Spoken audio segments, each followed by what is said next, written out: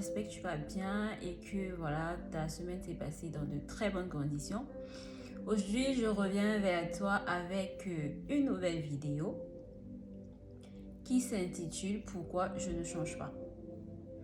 Peut-être tu t'es déjà posé la question, je prends des résolutions, j'ai envie de changer mon caractère et tout. Je suis très enthousiaste au début, mais après, voilà, je retourne à mon ancienne vie, rien ne marche, je veux bien changer, mais j'arrive pas à changer, alors que je suis née de nouveau, mais je comprends pas pourquoi je ne change pas.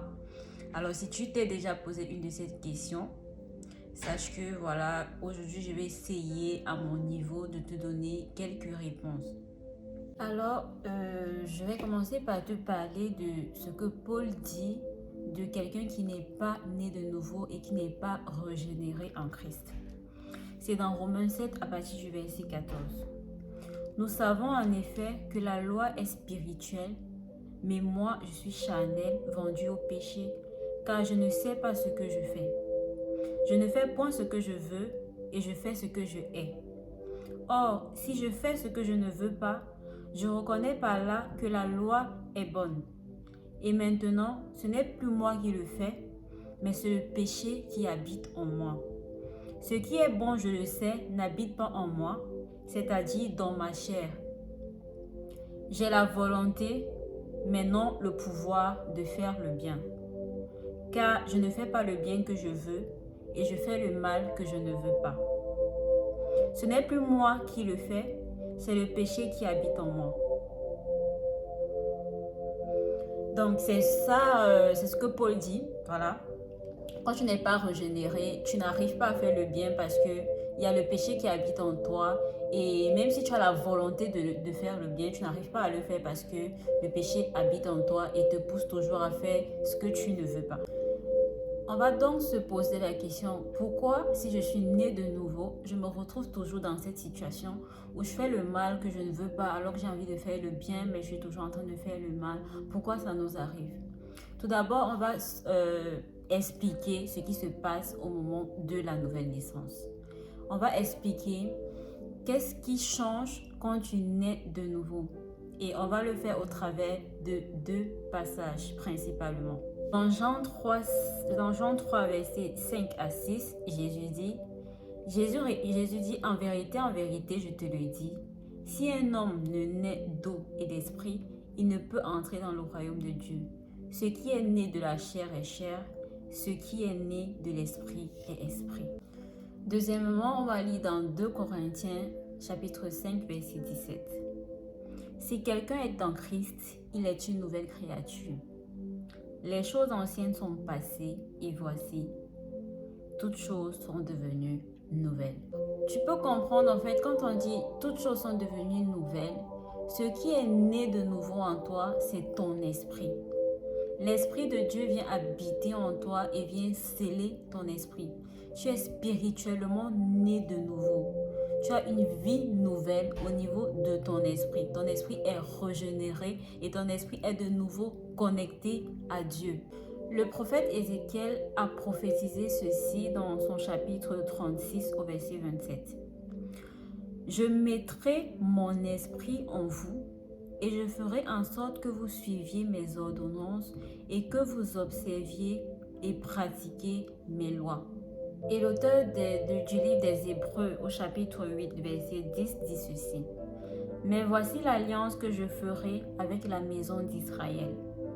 Après ces jours-là, dit le Seigneur, je mettrai mes lois dans leur esprit, je les écrirai dans leur cœur et je serai leur Dieu et ils seront mon peuple.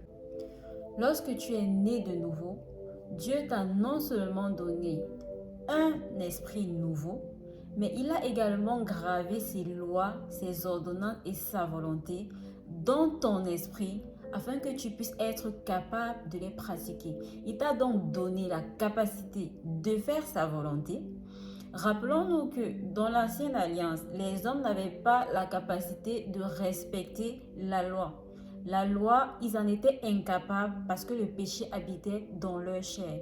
Mais Dieu, avec cette nouvelle alliance, te donne la capacité, en gravant ses lois et sa volonté dans ton esprit afin que tu puisses être capable en fait de les pratiquer.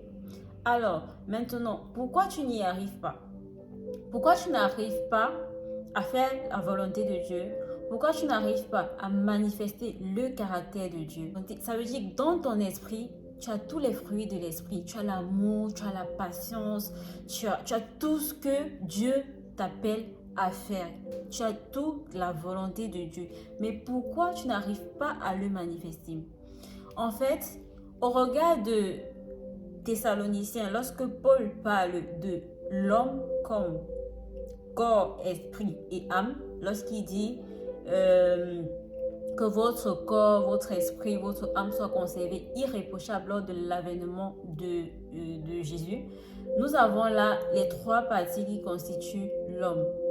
Il a l'enveloppe corporelle, il a une âme et il a un esprit. Donc, et on vient de voir que Dieu en fait nous a régénéré l'esprit et qu'il a placé ses lois dans notre esprit. Maintenant, comment en fait nous connectons notre esprit, notre âme et notre corps, notre enveloppe corporelle? Il y a comme un robinet en fait. Je vous mets là une image qui va un peu illustrer ce que je dis. Il y a comme un robinet qui lie ton esprit à ton âme.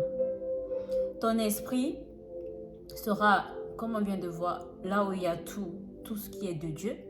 Dans ton âme, il y aura tes émotions, ton intelligence, tes pensées. Et ton enveloppe corporelle, elle sera faite de tes 5 sens. Le toucher, la vue, l'odorat, etc. L'ouïe et tout. Mais ton âme, ton corps en fait ne pourra pas, ton enveloppe corporelle ne peut rien faire de lui-même, d'elle-même. Une enveloppe, ouais. Ton enveloppe corporelle ne pourra rien faire d'elle-même. Ça veut dire quoi? Si tu touches un objet, il va falloir en fait que l'information aille dans ton intelligence pour qu'il puisse analyser ce qui vient de se passer. Donc l'âme et le corps marchent un peu ensemble et c'est ça qu'on va appeler la chair. Quand on va dire marcher selon la chair, ce sera ces deux aspects de ton corps qu'on va mettre ensemble. Donc je disais, il y a comme donc un robinet qui lie ton esprit à ton âme et ton corps. Donc si tu ouvres le robinet, il y aura un déversement de toutes les lois de Dieu au niveau de ton âme et de ton corps et ainsi tu pourras marcher par l'esprit. Mais si le robinet il est fermé, il n'y aura pas de déversement et tu seras en fait en train de marcher selon la chair. Alors, maintenant, qu'est-ce qui ouvre le robinet? Comment en fait tu ouvres le robinet pour en fait puiser dans ton esprit, puiser tout ce que Dieu a mis dans ton esprit afin de marcher conformément à sa volonté? Tout d'abord, il faut que tu saches que tu ne peux pas changer de toi-même. Tu ne peux pas changer par tes propres forces. Tu ne peux pas changer en puisant dans ta chair par ta propre volonté, par tes propres pensées. Tu ne peux pas changer. Tu ne changeras que lorsque tu accepteras, quand tu te laisseras transformer par Dieu. Tu changeras au moment où tu te donneras en tout entier à Dieu et que tu lui diras, Seigneur, au travers de tout ce que tu as mis en moi dans ton esprit, je veux être changé. Mais de toi-même, quelles que soient les résolutions que tu prends, tu ne pourras pas changer par tes propres moyens. C'est pourquoi quand on passe souvent à l'église, quand on écoute un message qui nous touche et tout, on reçoit en disant « Ah ouais, non, mais à partir d'aujourd'hui, je vais changer, je commence à écrire, je vais faire ci, je vais faire ça. » Et on se rend compte qu'une semaine après, on n'a rien fait, on est rentré à nos anciennes habitudes, tout est parti. Parce qu'on a voulu le faire par nos propres moyens, par nos propres capacités. Donc, tu commenceras à changer lorsque tu laisseras Dieu, au travers de son esprit, te transformer. N'oublions pas aussi que lorsque Jésus parlait du Saint-Esprit, de la venue du Saint-Esprit, il a dit que le Saint-Esprit nous enseignera dans toute la vérité. Le Saint-Esprit, il est capable de te montrer, de t'emmener à changer. Le Saint-Esprit, il est là avec toi de manière permanente. Il est là avec toi éternellement. Et son rôle, c'est de te transformer afin que tu sois conservé irréprochable lors de l'avènement de notre Seigneur Jésus. L'apôtre Paul, dans le livre de Romains au chapitre 12, il nous dit ceci dans les versets 1 et 2. Je vous exhorte donc, frères, par les compassions de Dieu, à offrir vos corps comme un sacrifice vivant, saint, agréable à Dieu, ce qui sera de votre part un culte raisonnable. Ne vous conformez pas au siècle présent, mais soyez transformés par le renouvellement de l'intelligence, afin que vous discerniez quelle est la volonté de Dieu, ce qui est bon, agréable et parfait.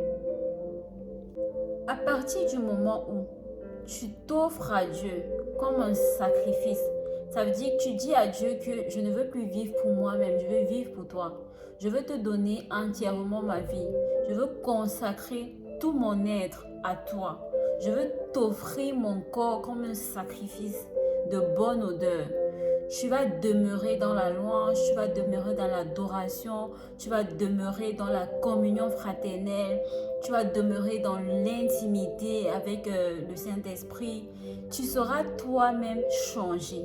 À ce moment-là où tu lui confieras tout ton être entier, que tu te laisseras guider par lui, que tu te laisseras transporter par lui, que tu te donneras tout entier, tu donneras de ton temps, tu donneras de ton amour, tu donneras...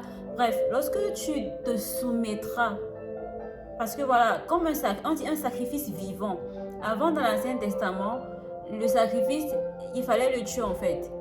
Il fallait faire mourir le sacrifice. Mais aujourd'hui, Dieu veut que tu sois un sacrifice vivant, c'est-à-dire, tu te sacrifies, mais tu continues de vivre. Tu te sacrifies et c'est cette vie-là en fait que tu sacrifies. Tu sacrifies, tu donnes ta vie tout entière à Dieu et ainsi, il pourra te transformer. Et tu verras qu'à un moment, tu ne sauras même pas ce qui s'est passé. Tu te diras, waouh, cet aspect que je combattais, finalement, il est parti. Je ne sais même pas comment l'expliquer. Du jour au lendemain, j'ai changé et tout. Mais ça, c'est parce que tu as décidé de t'offrir. Et comment tu t'offres? Tu t'offres en te consacrant dans l'adoration, dans la lecture de la parole, dans la méditation de sa parole, dans la prière, dans la communion avec les frères. Ce ne sera pas en faisant des listes à cocher que tu vas changer. Ce sera en te soumettant à Dieu. Mais bien évidemment, lorsque tu te soumets à Dieu, le Saint-Esprit lui-même te donnera certaines directives. Si par exemple, c'est un péché lié à l'impudicité et tout, peut-être il te mettra à cœur de te séparer de certaines personnes. Peut-être il te mettra à cœur de ne pas fréquenter certains endroits. Peut-être il te mettra à cœur de faire ceci ou faire cela. Mais tu ne changeras que lorsque les directives viendront de lui et pas de toi. Il faut que tu comprennes que tu dois puiser en l'esprit qui est en toi au travers de tout ce qu'on a cité, les méditations, la prière et tout. Et ainsi, le Saint-Esprit te donnera les directives pour pouvoir changer, pour pouvoir être transformé et pour pouvoir vivre selon l'Esprit. Donc, ce qui se passe, c'est que, étant donné que ton esprit est régénéré et renouvelé, tu ne marcheras que selon l'esprit, ou tu ne changeras que lorsque tu permettras à tout ce qui est dans ton esprit de contaminer ton âme par le renouvellement de l'intelligence, et ainsi ton corps également se tiendra ou marchera en fonction de ce qu'il recevra de tes pensées, de ton intelligence qui sera renouvelée. Et ainsi tu pourras marcher selon l'esprit. J'espère que la vidéo t'a plu, qu'elle t'a béni. Si tu as des choses, des compléments d'informations à apporter, tu peux les mettre en commentaire. On est là pour s'enseigner les uns les autres. Voilà, et si tu as des questions, n'hésite pas également à me les poser en commentaire. Je te dis à très bientôt pour une nouvelle vidéo et bye bye.